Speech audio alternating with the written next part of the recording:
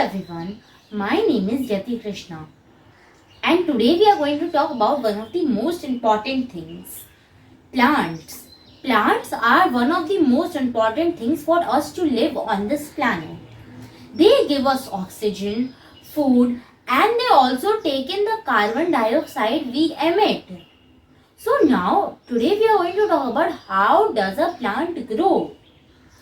Everything starts with small. A plant starts with a seed or a sapling. Seeds. Talking about seeds. Seeds are the part of the plant that give rise to a new plant.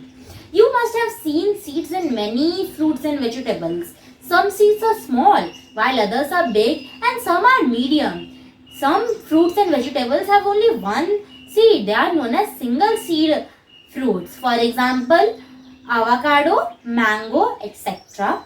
And other are multi-seeds fruits and vegetables such as cucumbers, strawberry, berries, etc. So now we are going to talk about reproduction in plants. Most plants reproduce through the help of seeds, but some plants reproduce with the help of their body parts such as roots, stems, leaves, spores, etc. So first we are going to talk about reproduction in plants through seeds. So now we are going to talk about reproduction in detail. Reproduction in plants can be done of two types: reproduction with the help of seeds or reproduction with the help of different body parts such as roots, stems, leaves, spores, etc. So first we are going to talk about reproduction in plants with seeds in detail. So the flower is the reproductive part of the plant. So we are going to study the parts of a flower in detail. It is mainly made up of 5 things: sepals, receptacles, petals, stamen and pistil. So first we are going to talk about the sepals. Sepal. These sepals are the small bird-like structure whose job is to protect the plant in its budding stage. Petals. The petals are the bright, attractive part of the plant whose main job is to attract insects. Receptacles. Receptacles are this part of the plant. Stamen. The stamen is the male reproductive part of the plant. It consists of the anther. As you can see, the yellow part present over here is the anther. The pollen grains, which are collected by the pollinators, these help in reproduction, and this is the filament or the stalk which holds the anther up. Here we can see this structure in a flower without the pollens. Pistil. The pistil is the female reproductive part of a plant. The pistil is made up of three parts: stigma, style and ovary. The stigma is the sticky tip of the top, while the style acts as a tube between the stigma and the ovary. The ovary is a bulb-like structure where the pistil ends, which contains the female egg cells known as ovules. Here you can see the ovules or the eggs. Pollination. For seeds to be formed, the pollen from the anther must meet the ovules from the pistil. But for this to happen, the plants must move, but they cannot move. So this happens through a process known as pollination. So now we are going to talk in detail about pollination. Plants cannot move, thus they depend on external agents to do this moving. For example, they depend on wind, insects, birds and animals. When a bird sits down on a flower, the pollen grains from the anther get stuck to their feet. When they go and sit on another or on the same flower again, the pollen grains get attached to the stigma and then they form a temporary tube known as the pollen tube. The pollen grains travel down the pollen tube and go inside the ovary where they fuse with the ovules. They become a zygote after the fusion, and after some days they develop into seeds.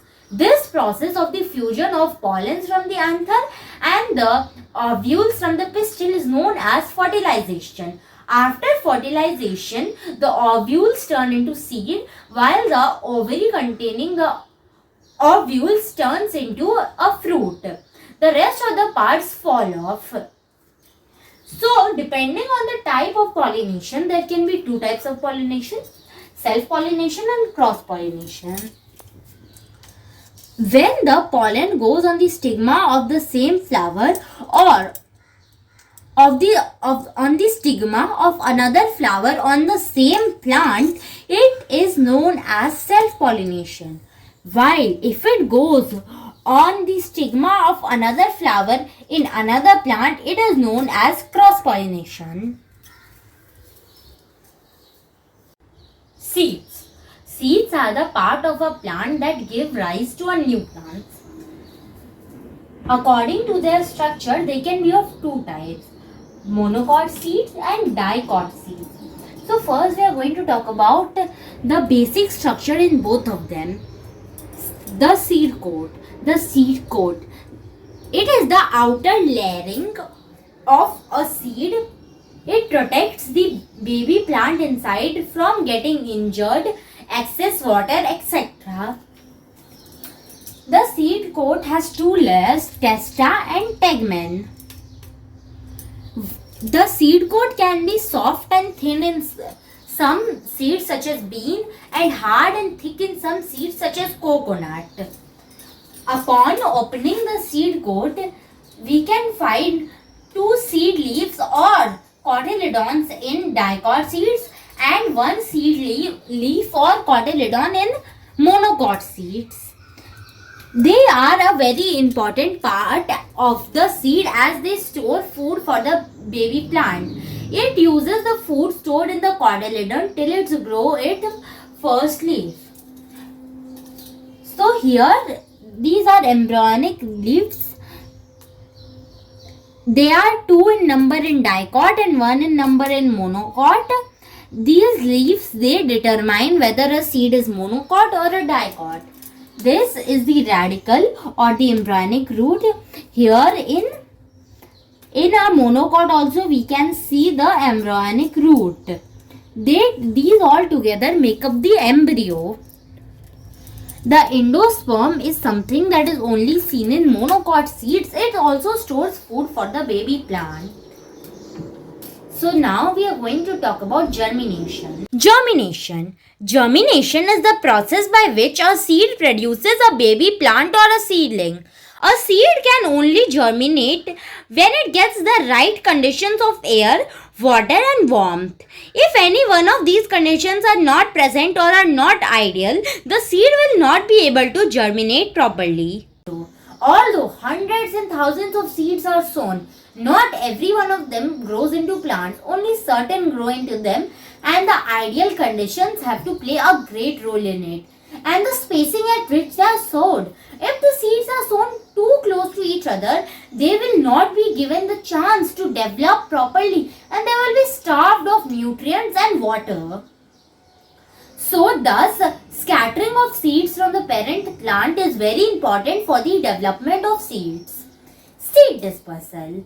Seed dispersal is a process by which a seed is scattered away from the parent plant. It ensures development and growth of the plant. Some agents of seed dispersal are wind, water, human beings or animals, and explosion. Seed dispersal by wind.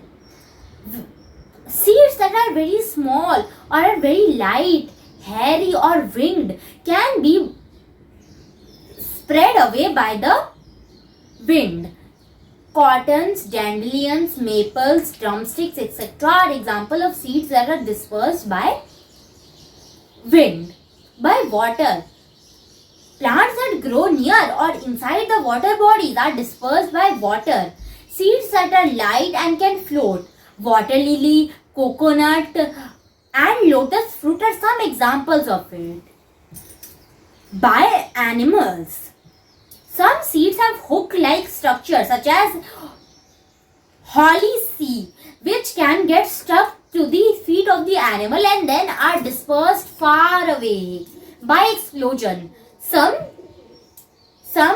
plants are scattered away by explosion when they ripen too much to bear the weight. Peas, cottons, beans, etc. have pods that explode once they ripen. As we have discussed about reproduction in plants through seeds, now we are going to talk about reproduction in plants through different body parts. Mainly, plants can do reproduction with the help of their body parts in 4 ways. They can do it through their roots, or their stems, or their leaves, or their spores. So let's talk about it in detail. Through roots. Have you ever noticed plants like money plant and dahlia? If we take them and keep them inside water, they develop shoots which can be then planted. Through stems. Some plants whose stems we keep in water, they develop roots and then they can grow into a completely new plant just by the help of their stems. Potatoes and ginger are some examples of plants that grow through their stems. And by the way, potatoes can also grow when we put any part of the potato that has the potato eye inside the soil. Through leaves. We must have heard bryophyllum and aloe vera. They grow through leaves. For example, bryophyllum leaves have small buds that can grow into a completely new plant all by its own. Through spores. Plants like mosses and ferns do not have flowers and therefore they have no seeds. They have spores, also known as sodi, that help them to grow. Agriculture. Agriculture is known as the farming done on a large scale to cultivate crops that is not for personal consumption. Crops can be of 3 types: food crops, cash crops, and oil producing crops. Food crops are the crops that are made for eating, such as rice, wheat, dal, etc. Cash crops are the crops that are partially for eating but they are mainly used for selling. For example, tea, coffee, jute, cotton, etc. Example of cash crops. Oil producing crops, sunflower, mustard, etc. are examples of oil producing crops. Now, based on their on the season in which they flourish, crops can be divided into 2 parts: Kharif crops and Rabi crops. Crops that are grown in rainy seasons from June to September are known as Kharif crops. Some examples are rice, maize, jowar, basra, etc. Rabi crops. Crops that are grown in winter from November to January are known as Rabi crops. Some examples are wheat, barley, peas, etc. And one more type of crop is there, that crop which is the spring crop. So now we are going to talk about different stage of agriculture. They are plowing. It makes sure that the weeds from the past crop are removed and the more fertile layer of the soil is at the top. Sowing seeds.